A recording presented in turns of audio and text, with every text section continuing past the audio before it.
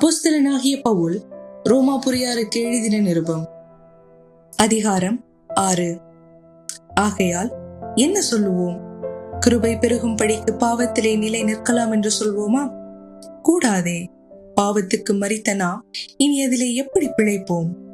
கிறிஸ்து இயேசுவுக்குள்ளாக ஞானஸ்நானம் பெற்ற நாம் அனைவரும் அவருடைய மரணத்துக்குள்ளாக ஞானஸ்நானம் பெற்றதை அறியாமல் இருக்கிறீர்களா? மேலும் பிதாவின் மகிமையினாலே கிறிஸ்து மரித்தோரிலிருந்து எழுப்பப்பட்டது போல நாமும் புதிதான ஜீவன் உள்ளவர்களாய் நடந்து கொள்ளும்படிக்கு அவருடைய மரணத்துக்குள்ளாக்கும் ஞானஸ்நானத்தினாலே கிறிஸ்துவுடனே கூட அடக்கம் பண்ணப்பட்டோம். ஆதலால் அவருடைய மரணத்தின் சாயலில் நாம் இணைக்கப்பட்டவர்களானால் அவர் உயிர்த்தெழுதலின் சாயலிலும் இணைக்கப்பட்டிருப்போம்.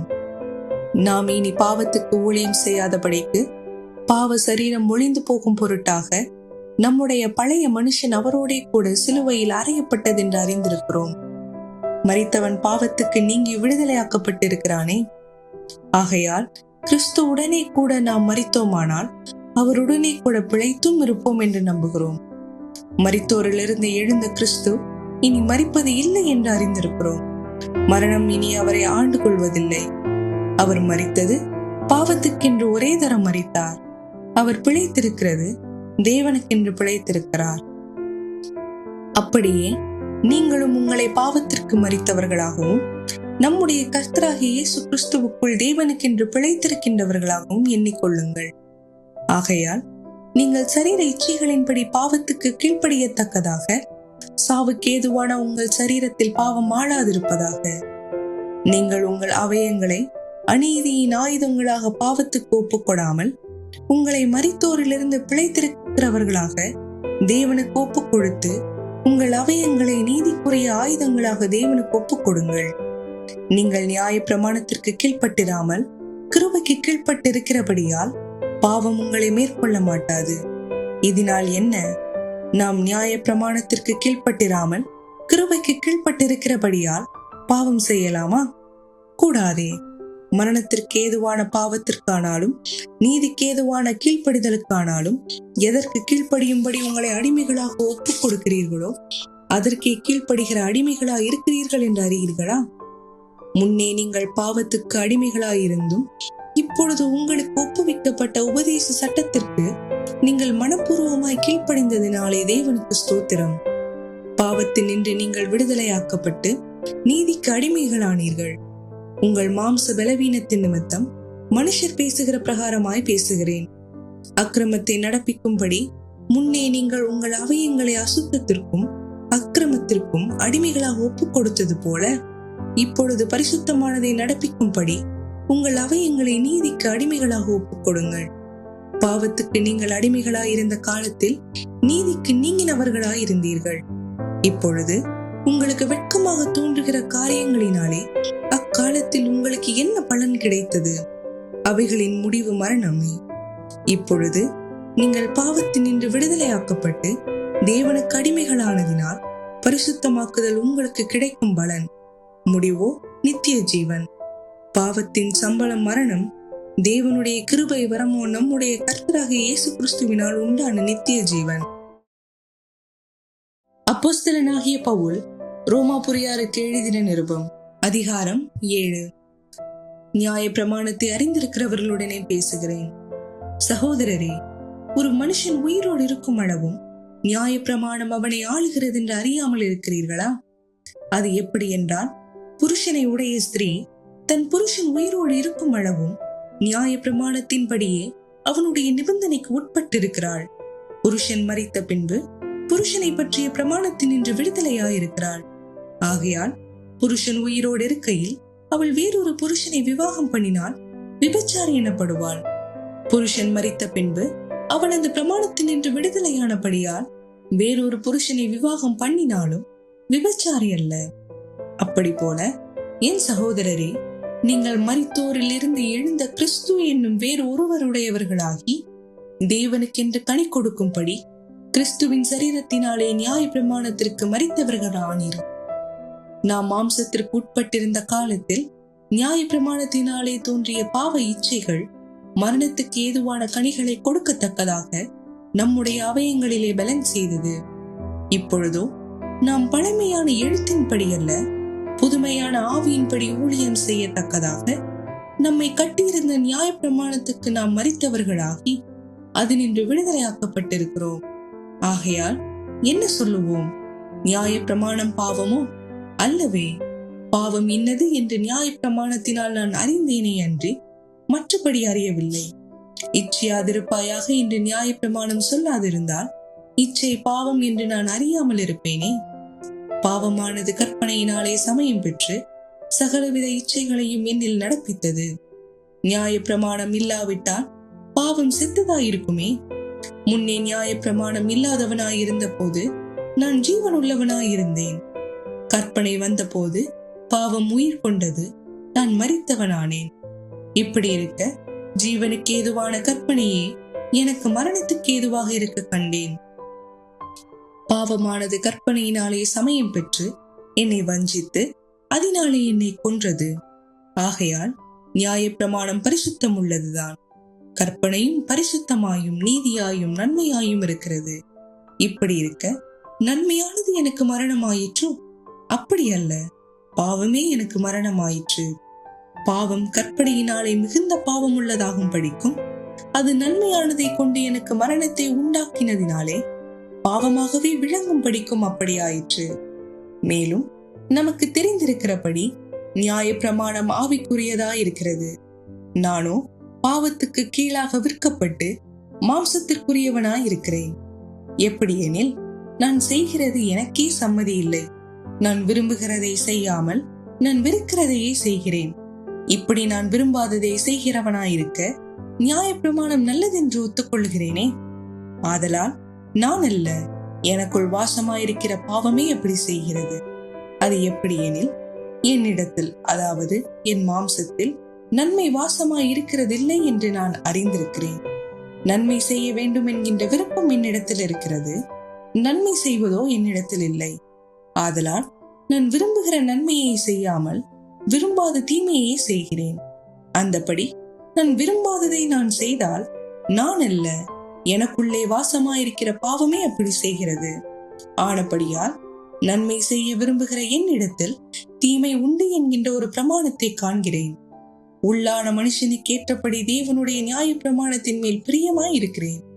ஆகிலும் என் மனதின் பிரமாணத்திற்கு விரோதமாய் போராடுகிற வேறொரு பிரமாணத்தை என் அவயங்களில் இருக்க காண்கிறேன். அது என் அவயங்களில் உண்டாயிருக்கிற பாவ பிரமாணத்துக்கு என்னை சிறையாக்கிக் கொள்கிறது. நிர்பந்தமான மனுஷன் நான். இந்த மரண சரீரத்தின் நின்று யார் என்னை விடுதலையாக்குவார்? நம்முடைய கர்த்தராகிய இயேசு கிறிஸ்து மூலமாய் தேவனை ஸ்தோத்தரிக்கிறேன். ஆதலால் நானே என் மனதிலே தேவனுடைய நியாய பிரமாணத்துக்கும் மாம்சத்தினாலேயோ பாவ பிரமாணத்திற்கும் ஊழியம் செய்கிறேன். அப்போஸ்தலனாகிய பவுல் ரோமாபுரியாருக்கு எழுதின நிருபம். அதிகாரம் 8. ஆனபடியால் கிறிஸ்து இயேசுவுக்கு உட்பட்டவர்களாயிருந்து மாம்சத்தின்படி நடவாமல் ஆவியின்படியே நடக்கிறவர்களுக்கு ஆக்கினை தீர்ப்பு இல்லை. கிறிஸ்து இயேசுவினாலே ஜீவனுடைய ஆவியின் பிரமாணம் என்னை பாவம், மரணம் என்பவைகளின் பிரமாணத்தின் நின்று விடுதலையாக்கிற்றே. அது எப்படி எனில், மாம்சத்தினாலே பலவீனமாயிருந்த நியாய பிரமாணம் செய்யக்கூடாததை தேவனை செய்யும்படிக்கு தம்முடைய குமாரனை பாவ மாம்சத்தின் சாயலாகவும் பாவத்தை போக்கும் பலியாகவும் அனுப்பி மாம்சத்திலே பாவத்தை ஆக்கினைக்குள்ளாக தீர்த்தார். மாம்சத்தின்படி நடவாமல் ஆவியின்படி நடக்கிற நம்மிடத்தில் நியாய பிரமாணத்தின் நீதி நிறைவேறும்படிக்கே அப்படி செய்தார். அன்றியும் மாம்சத்தின்படி நடக்கிறவர்கள் மாம்சத்துக்குரியவைகளை சிந்திக்கிறார்கள், ஆவியின்படி நடக்கிறவர்கள் ஆவிக்குரியவைகளை சிந்திக்கிறார்கள். மாம்ச சிந்தை மரணம், ஆவியின் சிந்தையோ ஜீவனும் சமாதானமும். எப்படி என்றால், மாம்ச சிந்தை தேவனுக்கு விரோதமான பகை. அது தேவனுடைய நியாய பிரமாணத்திற்கு கீழ்ப்படியாமலும் கீழ்ப்படிய கூடாமலும் இருக்கிறது. மாம்சத்துக்குட்பட்டவர்கள் தேவனுக்கு பிரியமாயிருக்க மாட்டார்கள். தேவனுடைய ஆவி உங்களில் வாசமாயிருந்தால் நீங்கள் மாம்சத்துக்கு உட்பட்டவர்களாயிராமல் ஆவிக்கு உட்பட்டவர்களாயிருப்பீர்கள். கிறிஸ்துவின் ஆவி இல்லாதவன் அவருடையவன் அல்ல. மேலும் கிறிஸ்து உங்களில் இருந்தால் சரீரமானது பாவத்தின் நிமித்தம் மரித்ததாயும் ஆவியானது நீதியின் நிமித்தம் ஜீவனுள்ளதாயும் இருக்கும். அன்றியும் இயேசுவை மரித்தோரில் இருந்து எழுப்பினவருடைய ஆவி உங்களில் வாசமாயிருந்தால், கிறிஸ்துவை மரித்தோரில் இருந்து எழுப்பினவர் உங்களில் வாசமாயிருக்கிற தம்முடைய ஆவியினாலே சாவுக்கேதுவான உங்கள் சரீரங்களையும் உயிர்ப்பிப்பார். ஆகையால் சகோதரரே, மாம்சத்தின்படி பிழைப்பதற்கு நாம் மாம்சத்துக்கு கடனாளிகள் அல்ல. மாம்சத்தின்படி பிழைத்தால் சாவீர்கள், ஆவியினாலே சரீரத்தின் செய்கைகளை அழித்தால் பிழைப்பீர்கள். மேலும் எவர்கள் தேவனுடைய ஆவியினாலே நடத்தப்படுகிறார்களோ அவர்கள் தேவனுடைய புத்திரராயிருக்கிறார்கள். அந்தபடி திரும்பவும் பயப்படுகிறதற்கு நீங்கள் அடிமைத்தனத்தின் ஆவியை பெறாமல் அப்பா பிதாவே என்று கூப்பிட பண்ணுகிற புத்திர சுவிகாரத்தின் ஆவியை பெற்றீர்கள். நாம் தேவனுடைய பிள்ளைகளாய் இருக்கிறோம் என்று ஆவியானவர் தாமே நம்முடைய ஆவியுடனே கூட சாட்சி கொடுக்கிறார். நாம் பிள்ளைகளானால் சுதந்திரருமாமே, தேவனுடைய சுதந்திரரும் கிறிஸ்துவுக்கு உடன் சுதந்திரருமாமே. கிறிஸ்துவுடனே கூட நாம் மகிமைப்படும்படிக்கு அவருடனே கூட பாடுபட்டால் அப்படியாகும். ஆதலால் இக்காலத்து பாடுகள் இனி நம்மிடத்தில் வெளிப்படும் மகிமைக்கு ஒப்பிடத்தக்கவைகள் அல்ல என்று எண்ணுகிறேன். மேலும் தேவனுடைய புத்திரர் வெளிப்படுவதற்கு சிருஷ்டியானது மிகுந்த ஆவலோட காத்து கொண்டிருக்கிறது. அது ஏனென்றால் சிருஷ்டியானது அழிவுக்குரிய அடிமைத்தனத்தினின்று விடுதலையாக்கப்பட்டு தேவனுடைய பிள்ளைகளுக்குரிய மகிமையான சுயாதீனத்தை பெற்றுக்கொள்ளும் என்கின்ற நம்பிக்கையோடு அந்த சிருஷ்டியானது சுய இஷ்டத்தினாலே அல்ல, கீழ்ப்படுத்தினவராலேயே மாயைக்கு கீழ்பட்டிருக்கிறது. ஆகையால் நமக்கு தெரிந்திருக்கிறபடி இதுவரைக்கும் சர்வ சிருஷ்டியும் ஏகமாய் தவித்து பிரசவ வேதனைப்படுகிறது. அதுவும் அல்லாமல் ஆவியின் முதற் பலன்களை பெற்ற நாமும் கூட நம்முடைய சரீர மீட்பாகிய புத்திர சுவிகாரம் வருகிறதற்கு காத்திருந்து நமக்குள்ளே தவிக்கிறோம். அந்த நம்பிக்கையினாலே நாம் ரட்சிக்கப்பட்டிருக்கிறோம். காணப்படுகிறதை நம்புகிறது நம்பிக்கை அல்ல, ஒருவன் தான் காண்கிறதை நம்ப வேண்டுவதென்ன? நாம் காணாததை நம்பினோமாகில் அது வருகிறதற்கு பொறுமையோடே காத்திருப்போம். அந்தபடியே ஆவியானவரும் நமது பலவீனங்களில் நமக்கு உதவி செய்கிறார். நாம் ஏற்றபடி வேண்டிக் கொள்ள வேண்டியது இன்னதென்று அறியாமல் இருக்கிறபடியால் ஆவியானவர் தாமே வாக்கு கடங்காத பெருமூச்சுகளோடு நமக்காக வேண்டுதல் செய்கிறார். ஆவியானவர் தேவனுடைய சித்தத்தின்படியே பரிசுத்தவான்களுக்காக வேண்டுதல் செய்கிறபடியால் இருதயங்களை ஆராய்ந்து பார்க்கிறவர் ஆவியின் சிந்தை இன்னதென்று அறிவார். அன்றியும் அவருடைய தீர்மானத்தின்படி அழைக்கப்பட்டவர்களாய் தேவனிடத்தில் அன்பு கூறுகிறவர்களுக்கு சகலமும் நன்மைக்கு ஏதுவாக நடக்கிறது என்று அறிந்திருக்கிறோம். தம்முடைய குமாரன் அநேக சகோதரருக்குள்ளே முதற் பேரானவராய் இருக்கும் பொருட்டு தேவன் எவர்களை முன் அறிந்தாரோ அவர்களை தமது குமாரனுடைய சாயலுக்கு ஒப்பாய் இருப்பதற்கு முன்குறித்திருக்கிறார். எவர்களை முன்குறித்தாரோ அவர்களை அழைத்தும் இருக்கிறார். எவர்களை அழைத்தாரோ அவர்களை நீதிமான்களாக்கியும் இருக்கிறார். எவர்களை நீதிமான்களாக்கினாரோ அவர்களை மகிமைப்படுத்தியும் இருக்கிறார். இவைகளை குறித்து நாம் என்ன சொல்லுவோம்? தேவன் நம்முடைய பட்சத்தில் இருந்தால் நமக்கு விரோதமாய் இருப்பவன் யார்? தம்முடைய சொந்த குமாரன் என்றும் பாராமல் நாம் எல்லோருக்காகவும் அவரை ஒப்புக் கொடுத்தவர் அவரோட கூட மற்ற எல்லாவற்றையும் நமக்கு அருளாதிருப்பது எப்படி? தேவன் தெரிந்து கொண்டவர்கள் மேல் குற்றம் சாட்டுகிறவன் யார்? தேவனே அவர்களை நீதிமான்களாக்குகிறவர். ஆக்கினைக்குள்ளாக தீர்க்கிறவன் யார்? கிறிஸ்துவே மரித்தார், அவரே எழுந்தும் இருக்கிறார், அவரே தேவனுடைய வலது பாரிசத்திலும் இருக்கிறார். நமக்காக வேண்டுதல் செய்கிறவரும் அவரே. உமது நிமித்தம் எந்நேரமும் கொல்லப்படுகிறோம், அடிக்கப்படுகிறோம், ஆடுகளைப் போல எண்ணப்படுகிறோம் என்று எழுதியிருக்கிறபடி நேரிட்டாலும் கிறிஸ்துவின் அன்பை விட்டு நம்மை பிரிப்பவன் யார்?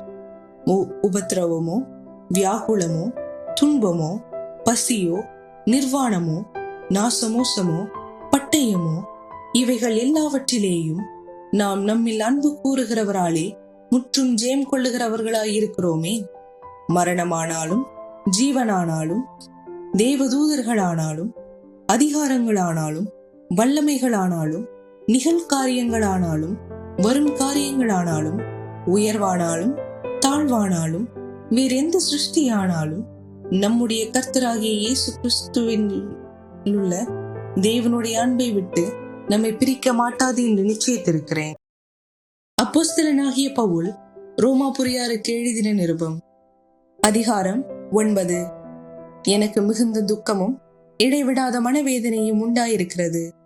நான் சொல்லுகிறது பொய் அல்ல, கிறிஸ்துவுக்குள் உண்மையை சொல்லுகிறேன் என்று பரிசுத்த ஆவிக்குள் என் மனசாட்சியும் எனக்கு சாட்சியாயிருக்கிறது.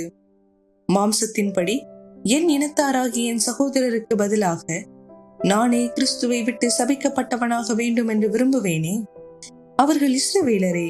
புத்திர சுவிகாரமும் மகிமையும் உடன்படிக்கைகளும் நியாய பிரமாணமும் தேவ ஆராதனையும் வாக்குத்தத்தங்களும் அவர்களுடையவைகளே. பிதாக்கள் அவர்களுடையவர்களே. மாம்சத்தின்படி கிறிஸ்துவும் அவர்களில் பிறந்தாரே. இவர் என்றென்றைக்கும் ஸ்தோத்தரிக்கப்பட்ட சர்வத்துக்கும் மேலான தேவன். ஆமேன். தேவ வசனம் மாபமாய் போயிற்று என்று சொல்லக்கூடாது. ஏனென்றால் இஸ்ரவேல் வம்சத்தார் எல்லோரும் இஸ்ரவேலர் அல்லவே. அவர்கள் ஆபிரகாமின் சந்ததியாரானாலும் எல்லோரும் பிள்ளைகள் அல்லவே. ஈசாக்கின் இடத்தில் உன் சந்ததி விளங்கும் என்று சொல்லி இருக்கிறதே.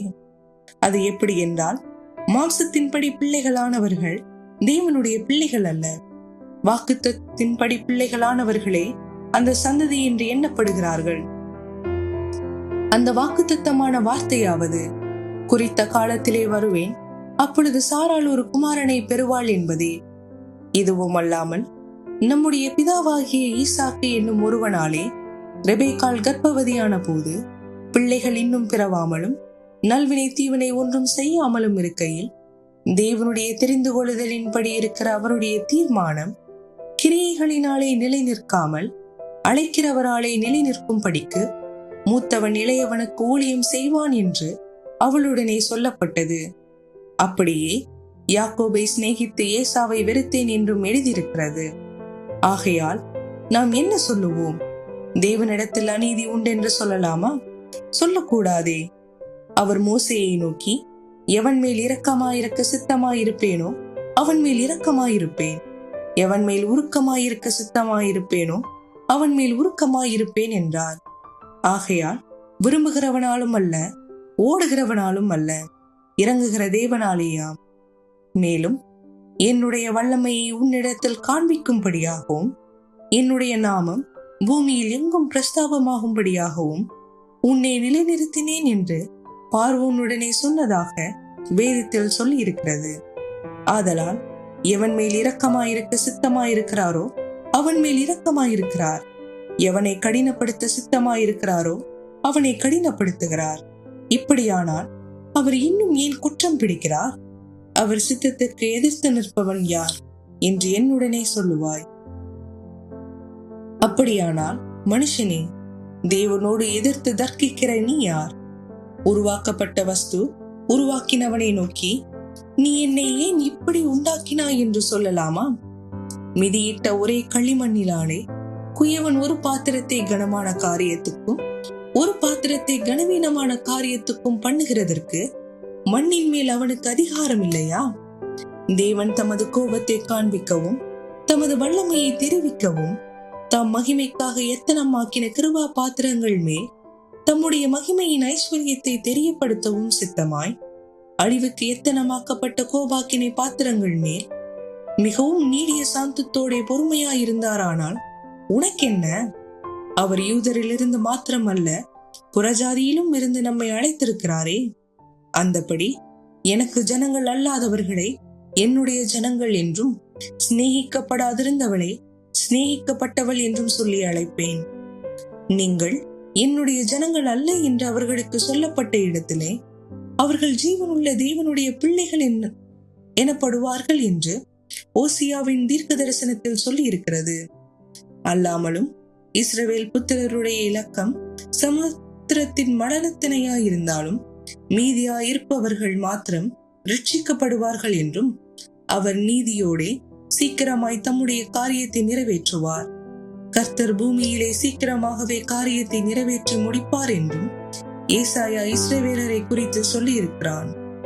அல்லாமலும் ஏசாயா முன்னே சொன்னபடி சேனைகளின் கர்த்தர் நமக்குள்ளே ஒரு சந்ததியை மீதியாய் வைக்காதிருந்தாரானால் நாம் சோதோமை போலாகி குமாராவுக்கு ஒத்திருப்போம். இப்படி இருக்க நாம் என்ன சொல்லுவோம்? நீதியை தேடாத புறஜாதியார் நீதியை அடைந்தார்கள், அது விசுவாசத்தினால் ஆகும் நீதியே. நியாய பிரமாணத்தை தேடின இஸ்ரவேலரோ நியாய பிரமாணத்தை அடையவில்லை. எண்ணத்தினாலே என்றால் அவர்கள் விசுவாசத்தினாலே அதை தேடாமல் நியாய பிரமாணத்தின் கிரியைகளினாலே தேடினபடியால் அதை அடையவில்லை. இடறுதற்கான கல்லில் இடறினார்கள். இதோ இடறுதற்கான கல்லையும் தவறுதற்கான கண்மலையையும் சியோனில் வைக்கிறேன். அவரிடத்தில் விசுவாசமாய் இருப்பவன் எவனோ அவன் வெட்கப்படுவது இல்லை என்று எழுதியிருக்கிறபடி ஆயிற்று. அப்போஸ்தலனாகிய பவுல் ரோமாபுரியாருக்கு எழுதின நிருபம், அதிகாரம் 10. சகோதரரே, இஸ்ரவேலர் ரட்சிக்கப்பட வேண்டும் என்பதே என் இருதயத்தின் விருப்பமும் நான் தேவனை நோக்கி செய்யும் விண்ணப்பமுமாயிருக்கிறது. தேவனை பற்றி அவர்களுக்கு வைராகியம் உண்டென்று அவர்களை குறித்து சாட்சி சொல்லுகிறேன். ஆகிலும் அது அறிவுக்கேற்ற வைராகியம் அல்ல. எப்படி என்றால், அவர்கள் தேவ நீதியை அறியாமல் தங்கள் சுய நீதியை நிலைநிறுத்த தேடுகிறபடியால் தேவ நீதிக்கு கீழ்ப்படியாதிருக்கிறார்கள். விசுவாசிக்கிற எவனுக்கும் நீதி உண்டாகும்படியாக கிறிஸ்து நியாய பிரமாணத்தின் முடிவாயிருக்கிறார். மோசே நியாய பிரமாணத்தினால் ஆகும் நீதியை குறித்து இவைகளை செய்கிற மனுஷன் இவைகளால் பிழைப்பான் என்று எழுதியிருக்கிறான். விசுவாசத்தினால் ஆகும் நீதியானது கிறிஸ்துவை இறங்கி வர பண்ணும்படி பரலோகத்துக்கு ஏறுகிறவன் யார்? அல்லது கிறிஸ்துவை மரித்தோரிலிருந்து ஏறி வர பண்ணும்படி பாதாளத்துக்கு இறங்குகிறவன் யார் என்று உன் உள்ளத்திலே சொல்லாதிருப்பாயாக என்று சொல்லுகிறதும் அன்றி, இந்த வார்த்தை உனக்கு சமீபமாய் உன் வாயிலும் உன் இருதயத்திலும் இருக்கிறது என்றும் சொல்லுகிறது. இந்த வார்த்தை நாங்கள் பிரசங்கிக்கிற விசுவாசத்தின் வார்த்தையே. என்னவென்றால், கர்த்தராகிய இயேசுவை நீ உன் வாயினாலே அறிக்கையிட்டு தேவன் அவரை மரித்தோரிலிருந்து எழுப்பினார் என்று உன் இருதயத்திலே விசுவாசித்தால் ரட்சிக்கப்படுவாய். நீதி உண்டாக இருதயத்திலே விசுவாசிக்கப்படும், ரட்சிப்பு உண்டாக வாயினாலே அறிக்கை பண்ணப்படும். அவரை விசுவாசிக்கிறவன் எவனோ அவன் வெட்கப்படுவது இல்லை என்று வேதம் சொல்லுகிறது. யூதன் என்றும் கிரேக்கன் என்றும் வித்தியாசமே இல்லை. எல்லோருக்கும் கர்த்தரானவர் தம்மை தொழுது கொள்ளுகிற யாவருக்கும் ஐஸ்வர்ய சம்பன்னராயிருக்கிறார். ஆதலால் கர்த்தருடைய நாமத்தை தொழுது கொள்ளுகிற எவனும் ரட்சிக்கப்படுவான். அவரை விசுவாசியாதவர்கள் எப்படி அவரை தொழுது கொள்ளுவார்கள்? அவரை குறித்து கேள்விப்படாதவர்கள் எப்படி விசுவாசிப்பார்கள்? பிரசங்கிக்கிறவன் இல்லாவிட்டால் எப்படி கேள்விப்படுவார்கள்? அனுப்பப்படாவிட்டால் எப்படி பிரசங்கிப்பார்கள்? சமாதானத்தை கூறி நற்கிரியைகளை சுவிசேஷமாய் அறிவிக்கின்றவர்களுடைய பாதங்கள் எவ்வளவு அழகானவைகள் என்று எழுதியிருக்கிறதே. ஆனாலும் சுவிசேஷத்துக்கு எல்லோரும் கீழ்ப்படியவில்லை. அதை குறித்து ஏசாயா, கர்த்தாவே, எங்கள் மூலமாய் கேள்விப்பட்டதை விசுவாசித்தவன் யார் என்று சொல்லுகிறான். ஆதலால் விசுவாசம் கேள்வியினாலே வரும், கேள்வி தேவனுடைய வசனத்தினாலே வரும். இப்படி இருக்க அவர்கள் கேள்விப்படவில்லையா என்று கேட்கிறேன். கேள்விப்பட்டார்கள். அவைகளின் சத்தம் பூமி எங்கும், அவைகளின் வசனங்கள் பூச்சக்கரத்து கடைசி வரைக்கும் செல்லுகிறதே. இஸ்ரவேலர் அதை அறியவில்லையா என்று கேட்கிறேன். அறிந்தார்கள். முதலாவது மோசே, எனக்கு ஜனங்கள் அல்லாதவர்களை கொண்டு நான் உங்களுக்கு எரிச்சல் உண்டாக்குவேன், புத்தி ஈனமுள்ள ஜனங்களாலே உங்களுக்கு கோபமூட்டுவேன் என்றான். அல்லாமலும் ஏசாயா, என்னை தேடாதவர்களாலே கண்டறியப்பட்டேன், என்னை விசாரித்து கேளாதவர்களுக்கு வெளியரங்கமானேன் என்று தைரியம் கொண்டு சொல்லுகிறான். இஸ்ரவேலரை குறித்தோ கீழ்ப்படியாதவர்களும் எதிர்த்து பேசுகிறவர்களுமாயிருக்கிற ஜனங்களிடத்திற்கு நாள் முழுவதும் என் கையை நீட்டினேன் என்று அவன் சொல்லி இருக்கிறான்.